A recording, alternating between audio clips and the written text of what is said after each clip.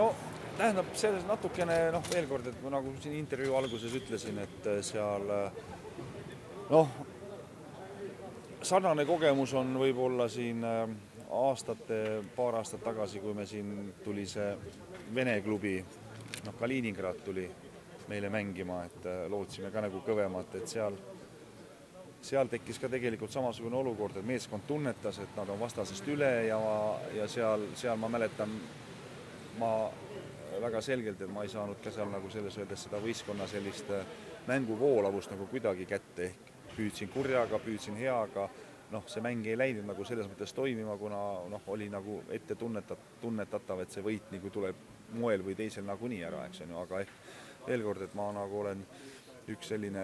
minu arust suhteliselt selline ise leian ennast kiites, et selline õige mõttekäik, et näiteks, et me ei ole näitaja see, et kuidas me mängime siin, ma ei tea, Prantsusmaa vastu, Serbia vastu, Soome vastu, kes on nagu väga kõva tasemega meeskonnad, et nende vastu me nagunii mängime ja püüame, et minu jaoks on tegelikult palju rohkem näitavam asi on see, et kuidas me mängime näiteks Rootsi vastu, kuidas me mängime Austria vastu, kuidas me seal suudame ennast nii-öelda selle maksimumi läheduse mänguoskuse nagu kätte saada. Et see on nagu minu arust palju tähtsam, see nõuab nagu sellist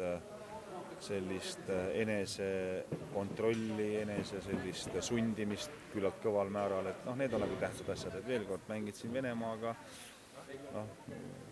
Saksamaaga, et seal igaüks rabeleb ja tahab mängida, aga veel kord just sellised vastased nagu siin eelmine oli Rootsi ja tundub, et kahjuks ka nagu Austria, et veel nagu karunahka ei müü, aga tegelikult ma nagu ta jättis 2 aastat tagasi nagu suke küllalt soliidse mulje. Okei, võib-olla on ka tegemist treeningmängudega ja nad ka võib-olla seda täit välja ei pane, aga ma nüüd leian, et kindlasti meil jäi ka nagu väga palju puudu sellisest 80-90% sooritusest, et 100% on nagu sellist ideaali lähedast asja juhtub üliharva, kui meeskond sukest kõik õnnestub ja kõik asjad tulevad. Aga 80-90% on sukene hea tase ja sellest me jäime täna natuke jäi puudu ikka. Kuidas meeste üldine füüsiline ütleme nii, et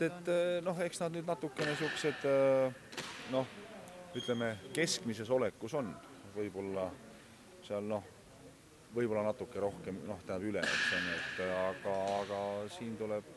pühapäev on puhkepäev, esmaspäeva õhtu alustame ja järgmine nädal on ikkagi koormused all, hoiame teravust ja ma arvan, see asi nagu selles mõttes oleme õigel teel, et nad natukene, nad peavadki natukene olema suksed,